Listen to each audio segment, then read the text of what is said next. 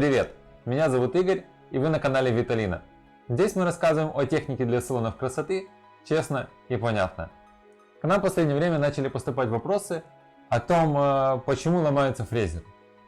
В нашем сервисном центре мы собираем подробную статистику о причинах поломках, поэтому с уверенностью можем рассказать о том, что ломается, почему и как сделать так, чтобы этого не происходило.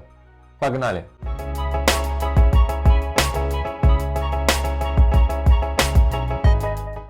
Первая и основная причина – это падение ручки на пол. К сожалению, они не противоударные, поэтому после падения повреждаются подшипники, которые отвечают за плавность вращения ручки. Повреждается цанга, это то, куда вставляется фреза, она изгибается и поэтому начинают вибрировать фрезы. Повреждается замковый механизм и фрезы перестают доставаться. Чтобы избежать этого, используйте подставку. Это на 90% обезопасит вас от падения ручки. Если случайно ее включить, она не укатится. Если кто-то будет проходить и зацепит, то оно скорее вот так вот вместе с подставкой поползет, но не упадет на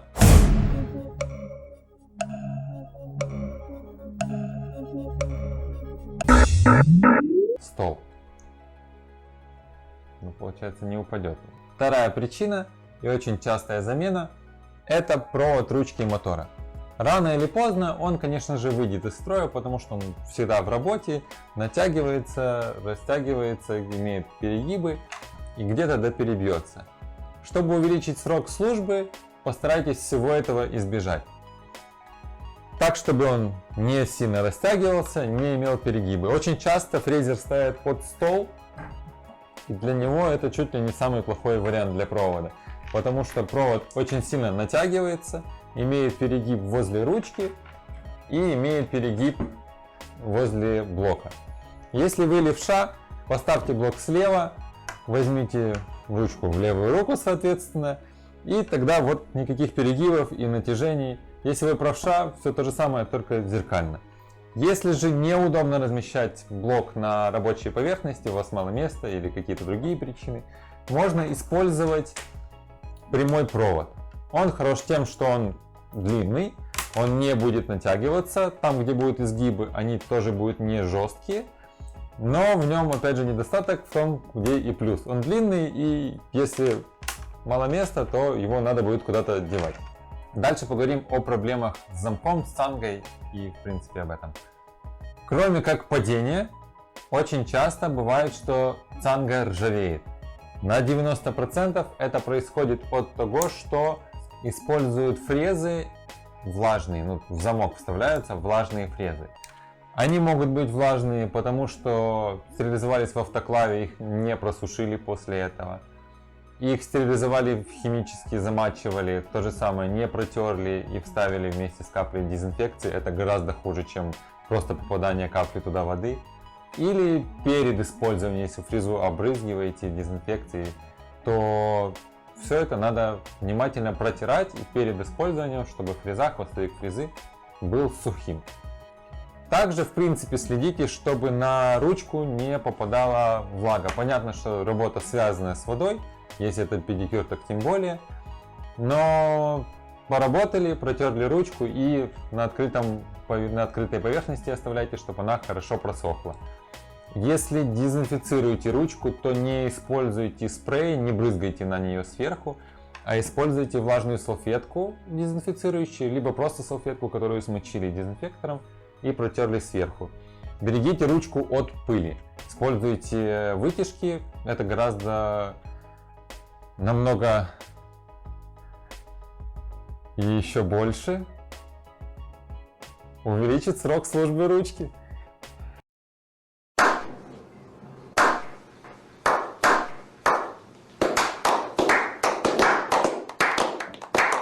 Не оставляйте замок без фрезы. Если он постоянно открыт без фрезы, то пружина, которая отвечает за зажимание фрезы, просаживается и со временем перестает нормально зажимать насадку и не держит ее.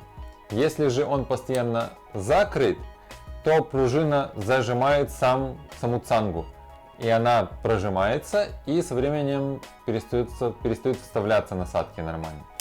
Всегда оставляйте либо техническую заглушку, которая идет в комплекте с фрезером, либо любую фрезу. Тогда ваш замок прослужит долго. Также использование фрез, больших особенно, на недопустимых скоростях очень влияет на износ как самой цанги, так и на подшипники. При больших скоростях появляется вибрация, вот такая вот, которая, понятное дело, влияет на подшипники, разбивает их, и на саму цангу.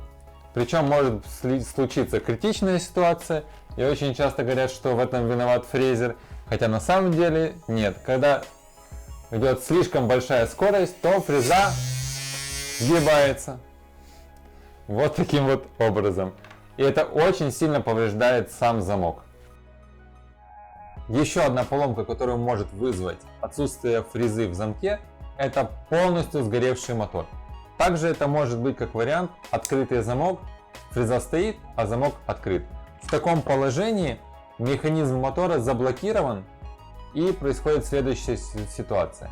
Вы доработали клиента, насадку достали, поставили ее на подставку, уходя, случайно зацепили регулятор скорости, включили аппарат вот таким образом, на мотор подано напряжение, он не может вращаться, вы не слышите, что он работает, но нагрузка на него идет, за счет вращения он обычно охлаждается, тут его нет, он сильно нагревается, и уходя на перекур, выпить кофе, чай, вы оставляете мотор рабочим. Возвращаясь, получается, что он сгорел. Проблемка. Так что выход один. Всегда оставляем фрезу зажатой в замке. Также на работоспособность мотора влияет переключение реверса на ходу.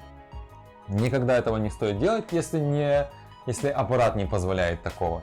Есть аппараты, которые могут сами остановиться и разогнаться. Если же нет, мы набираем скорость, работаем, выключаем скорость либо регулятором, а лучше выключателем питания, чтобы случайно не включить аппарат.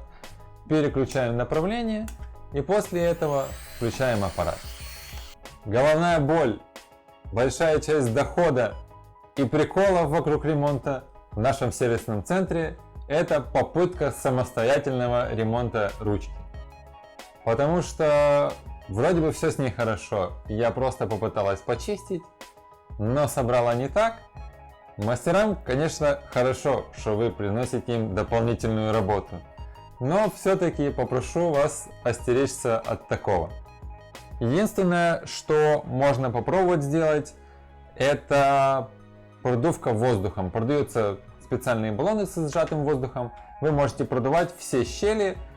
Щели сзади есть, посередине замка. Можно доставать фрезу и продувать замковую часть. Но не более. Смазка этих моторов недопустима в принципе. No, God! No, God, please, no! No! No! Очень часто приносят аппараты, смазанные маслом, другими веществами непонятными. Это недопустимо, потому что не предполагает этот механизм смазки. Он либо полностью заменяется деталь, либо нет. Попадание туда внутрь масла в лучшем случае приводит к тому, что на него налипает грязь, и страдает и тот подшипник, который смазан, и сосед, на которого идет дополнительная грязь. В худшем случае большинство смазочных материалов в таких моторах очень сильно начинает греться, и мотор нагревается буквально за каких-то 30-60 секунд, становится горячий градусов 70. Его невозможно держать в руках. И это под полную чистку и замену деталей. Не играйтесь с этим. Для избежания внезапных поломок, на которые вы не можете повлиять, рекомендую отдавать ваш аппарат на чистку. Стоит это делать примерно раз в полгода перед ответственными этапами. Новый год, сезон свадеб, сезон выпускных, перед тем, как вы едете на чемпионат. Во время чистки производится еще полная диагностика вашего фрезера и выявляются его слабые точки, которые можно исправить вовремя до того, как это произойдет в самый ненужный момент. Проблем с блоками управления обычно не так уж и много. Они не такие капризные, как ручки, они не боятся падений. Если даже падает, то ломается обычно корпус, а не внутренности, и он продолжает быть работоспособным. Спалить его можно таким же образом, как и ручку. То есть, если вы включаете с открытым замком и работает весь комплект, то понятно, что страдает не только ручка, но и блок управления. Но, как правило, быстрее умирает именно ручка. Также на него влияет некачественное напряжение. Скачки напряжения могут спалить как плату управления, так и трансформатор в аппарате. Это и есть основные и самые распространенные причины, с которыми обращаются к нам в сервисный центр. Придерживайтесь тех рекомендаций, которые я оговаривал только что, и фрезер проработает долго. Если же столкнулись с какими-то трудностями, обращайтесь в наш сервисный центр, контакты будут в описании к этому видео.